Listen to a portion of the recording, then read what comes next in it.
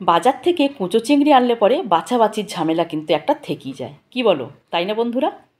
আজকে কোনো রকম বাছাবাছি ছাড়াই একটা দুর্দান্ত রেসিপি তোমাদের সাথে শেয়ার করব। আমি মুনমুন চলে এসেছি আবার একটা রেসিপি নিয়ে। তো প্রথমে কি করব, মাছটাকে নুন মাখিয়ে রেখে দিয়েছিলাম, তারপরে খুব ভালো করে জল দিয়ে ধুয়ে নিয়েছি।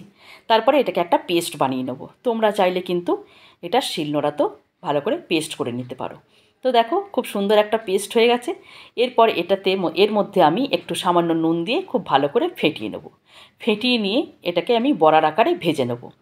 ভিডিওটা যদি তোমাদের ভালো লেগে থাকে অবশ্যই করে একটা লাইক করে দেবে, কমেন্ট করে আমাকে জানাবে রেসিপিটা কেমন হয়েছে।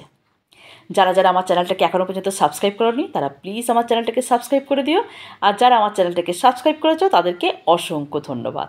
তো দেখো ছোট্ট ছোট্ট বড়ার আকারে আমি তেলের মধ্যে এগুলোকে দিয়ে দিচ্ছি।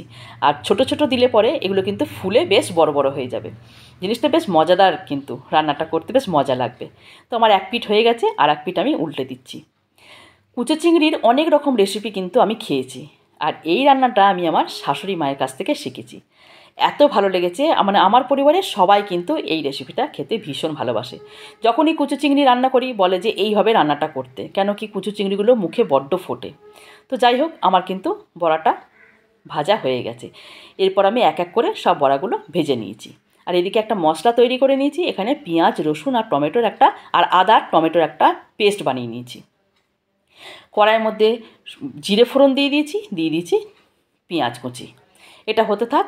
আর এই যে পেস্ট আমি বানিয়েছি আদা রসুন পেঁয়াজ আর টমেটোর পেস্টটা, এর মধ্যে এক এক করে মশলাগুলো দিয়ে দেবো হলুদ গুঁড়ো, দিয়ে দেবো ধনে গুঁড়ো, জিরে গুঁড়ো আর ঝাল লঙ্কার গুঁড়ো আর কাশ্মীরি মির্চ। ব্যাস হয়ে গেল মশলা রেডি। আর এদিকে আমার দেখো পেঁয়াজটাও কিন্তু ভাজা ভাজা প্রায় হয়েই এসেছে। এরপর আমি এর মধ্যে মশলাগুলোকে অ্যাড করে দেবো। খুব ভালো করে কষিয়ে নেবো যতক্ষণ না তেল ছেড়ে আসছে।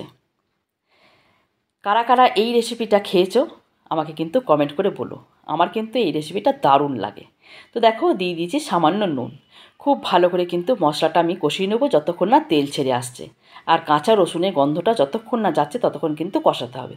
দেখো মশলার মধ্যে তেল ছেড়ে এসেছে, মশলাটা পুরো আমার রেডি হয়ে গেছে। এরপর আমি এর মধ্যে দিয়ে দেবো সেদ্ধ করে রাখা আলু। যেহেতু আমার শাশুড়ি মায়ের সুগার আছে সেই জন্য আমি আলুগুলোকে কিন্তু একটু সেদ্ধ করে জল ফেলে দিই। আর সেদ্ধ করে রান্না করলে পরে ঝোলটাও কিন্তু বেশ একটু গাঢ় গাঢ় হয়। আর রান্নাটা কিন্তু খুব তাড়াতাড়ি হয়ে যায়, মানে শর্টে। যারা আমার মতো পুড়ে আছো তারা এরকম করে করতেই পারো, আর তোমরা ভেজেও করতে পারো।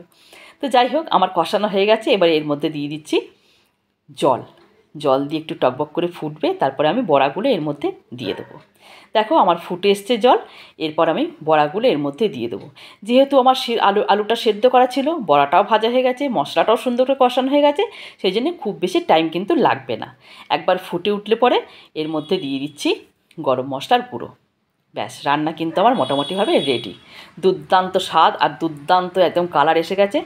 তো দেখো ভিডিওটা যদি তোমাদের ভালো লেগে থাকে অবশ্যই করে কিন্তু কমেন্ট করো যে আমার রান্নাটা কেমন হয়েছে। তো দেখো রান্না মোটামুটি প্রায় আমার একদম রেডি। দেখো কালারটা কি দারুণ এসেছে। আর